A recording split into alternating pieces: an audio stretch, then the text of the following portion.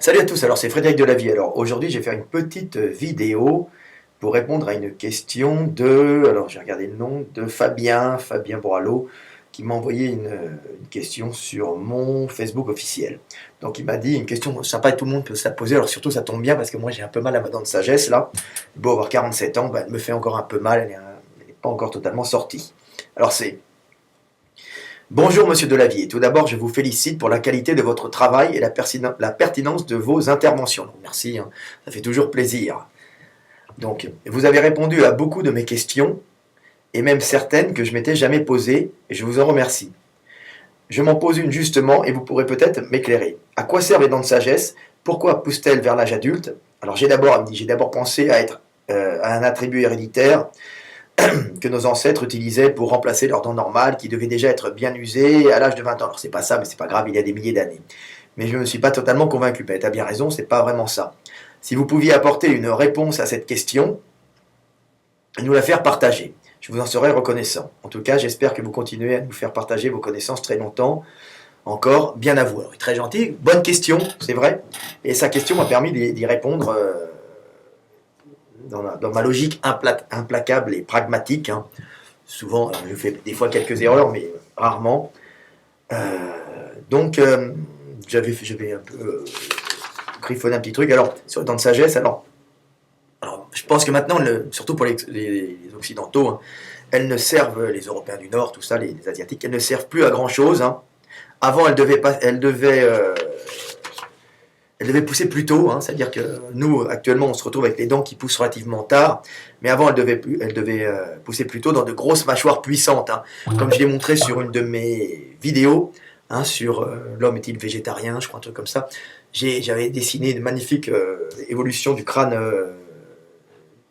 de nos ancêtres, l'évolution du crâne humain, hein, au cours des âges, et j'ai montré qu'il y a eu une réduction moderne de la mâchoire, mais avant, il y a eu un passage, il y a une augmentation, quand le passage en mâchoire, de la taille de la mâchoire, hein, qui s'est adaptée à une viande plus carnée, pas une nourriture plus frugivore à la base, bien que nos ancêtres mangeaient des arbres quand ils étaient en forêt, hein. Donc on était en forêt frugivore essentiellement et un peu carnivore, parce qu'on est omnivore, quand on mangeait des petits insectes, des petits mammifères, tout ce qu'on trouvait, mais surtout des fruits offerts par les arbres, hein, qui sont plutôt mous, donc on n'avait pas besoin d'avoir...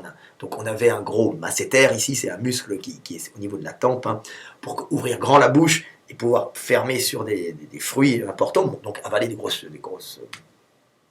morceaux de fruits, et en même temps faciliter justement la prise de calories dans ces fruits, hein, en faisant des grosses bouchées. Puis quand on est passé en savane, on s'est retrouvé à être obligé de manger de la viande, donc on a eu un changement, hein, de forme de mâchoire, donc l'os, la mandibule inférieure s'est développée d'une façon importante, hein. Alors elle était déjà importante chez nos ancêtres qui vivaient en forêt, mais en savane, quand il n'y avait plus de fruits, hein, plus beaucoup d'arbres, donc on s'est mis à manger plus de viande. On mangeait ce qu'on trouvait, hein, à vrai dire. Il n'y a pas ça n'a pas été une décision, hein. Vous savez, l'homme s'adapte, hein. On fait avec ce qu'on a, et on fait ce qu'on peut avec ce qu'on a dans la vie.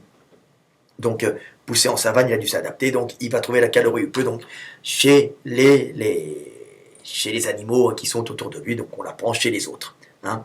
Donc, développement chez les autres qui peuvent la digérer, parce que comme on était en savane, nos ancêtres n'avaient pas la possibilité de digérer. En savane, c'est beaucoup d'herbes, hein, donc pas la possibilité de digérer des végétaux avec de la cellulose, hein. Dans les fruits, dans les feuillages, il y en a peu, et dans les herbacées, hein, les plantes de savane, en général, elles se protègent des herbivores par de la cellulose, par des fibres rigides, hein, qui protègent la plante en elle-même, mais ces végétariens de savane ont justement, pour contrer les plantes, hein, c'est tout le temps une lutte, hein, dans la nature, une lutte pour la vie, mais la vie est faite pour donner l'amour et le recevoir, hein. Donc c'est une ambivalence. Donc ces végétariens ont compensé justement par de gros estomacs capables de digérer par fragmentation, comment dire, par des micro-organismes qui vont casser au niveau de leurs intestins, de leurs grands intestins, des micro-organismes qui vont casser les fibres de cellulose pour que les intestins puissent enfin, par fermentation, voilà, la fermentation bactérienne, hein, puissent récupérer toutes les calories, pas les calories, les micro-organismes, les calories, tout ça, contenus, les hydrates de carbone, même les acides aminés contenus dans ces plantes. Hein. Donc c'est pour ça que quand on se trouve en savane, on a des gros herbivores, de grands ventres hein, qui tiennent entre des pattes. Hein, donc on a des gros, si vous regardez, hein, les gnous, les buffles, les zèbres, tous ces animaux-là, hein, ce sont des usines à fermentation sur pattes, hein, parce qu'ils mangent de l'herbe, de la cellulose. Hein. Et quand on mange uniquement des feuillages, on peut se permettre d'avoir un tube digestif plus petit. Donc hein, tout ça, c'est une réaction pour manger de la plante qui elle-même s'est protégée contre ces mêmes herbivores. Vous voyez, c'est devenu dans la nature. Donc nous, nos ancêtres n'étaient pas habitués à ce système, ne pouvaient pas manger des plantes avec beaucoup de cellulose. Hein. Donc ils ont dû se rabattre sur la viande et donc ils ont une transformation progressive, hein, la viande de ces herbivores ou la viande de petits herbivores, de bébés, d'œufs qu'ils trouvaient, ou de protéines animales, on va dire en général. Alors les œufs c'est facile à manger, mais quand on trouve de la viande, on est devenu progressivement des chasseurs. Et à ce moment-là, on a mangé plus de viande, on a une mâchoire qui s'est adaptée, donc grosse mandibule inférieure pour avoir des gros muscles masséters, de gros ptérygoïdiens derrière. Hein. Donc il y avait la place pour toutes les dents, hein, toutes les dents étaient là. Donc on a un agrandissement de la mâchoire pour pouvoir mastiquer de la viande coriace, hein, parce que notre système digestif peut assimiler de la viande, mais ne peut pas assimiler des végétaux avec beaucoup de cellulose. Hein. Et en plus, c'est un peu incompatible avec une bipédie, ça nous ferait avoir un buste géant, vertical, c'est pas vraiment top. Hein. Économiquement, c'est pas possible, les intestins s'affaisseraient sur eux-mêmes, donc la nature est économe, il y a des doigts physiques qui gèrent tout ça. Hein. Donc un grand intestin en général, qui bouffe de la cellulose, qui fragmente de la cellulose par fermentation, peut tenir qu'entre 2 pattes, entre 4 pattes, hein, vous comprenez? Donc il y a des lois physiques dans ce monde. Voilà. Donc on s'est rabattu sur la viande. Donc grosse mâchoire, tout ça. Ce qui se passe, c'est après, avec l'évolution, hein, qu'est-ce qui s'est passé? Eh bien, on s'est mis à commencer à utiliser des outils. Hein. On est devenus des chasseurs. Donc on plantait, on lançait, on a utilisé des lances, et on a utilisé des outils pour découper cette viande. On ne la mastiquait pas avec les mains, on n'arrachait pas, comme on est bon. Avec la mâchoire, on a commencé à utiliser des outils, on a externalisé notre corps, hein, l'homme est bionique si vous voulez. Hein. Maintenant on externalise la mémoire avec Google, avec les ordinateurs, ça a commencé avec les peintures dans les cavernes, hein. Peut-être les signes sur le sol qu'on devait faire, c'était l'externalisation de mémoire. Donc ce qui s'est passé, c'est qu'on a utilisé des outils pour couper la viande, ensuite on a découvert du feu. Hein. Donc là, le feu c'est de la prédigestion, hein, ça permet de tuer les bactéries, hein, et aussi ça permet d'assimiler plus facilement la viande en la rendant plus malléable, plus facile à mastiquer. Hein. Donc voilà, alors même si ça pose des problèmes par ailleurs, mais ces problèmes viennent plus tard, donc on a déjà transmis nos gènes. Donc on n'avait plus besoin de cette grosse mâchoire. Hein. En plus après il y a eu la révolution néolithique, hein, donc on s'est mis à manger de la viande plutôt molle, donc des graines qu'on broyait, on a planté, on a semé, on a récolté, on a engrangé, on a d'une façon un peu industrielle, hein, entre guillemets, c'est la naissance industrielle avec les poteries, on pouvait stocker et tout, des graines, on a pu manger de la nourriture, de la calorie stockée dans la nourriture sèche qu'on réhydratait un peu comme le pain après, dans la farine après du pain, on faisait cuire et on pouvait manger de la nourriture relativement molle. Hein. Donc on a complètement changé notre régime alimentaire, on s'est retrouvé avec beaucoup de nourriture molle. Donc peu de sélection sur ceux qui ont des grosses mâchoires. Hein. Donc ça c'est particulier. Donc on a vu une réduction de mâchoire avec le néolithique, avec l'apparition des outils, avec nos civilisations modernes actuelles aussi. Hein, on a de la viande hachée, hein, viande à chier des fois chez McDo. On a des flancs, comme au gouvernement, ils en ont aussi. On a beaucoup de nourriture molle, hein, on peut quasiment se passer de nourriture coriace. Hein, dans les restaurants, des fois même, on vous sert... on a rarement la nourriture coriace, c'est fini, on vous prédécoupe les homards même, hein, des fois. Donc il n'y a plus d'efforts masticateurs importants, donc il y a eu une réduction progressive de la taille de la mâchoire. Hein, et du coup, il n'y avait plus assez de place pour les dents.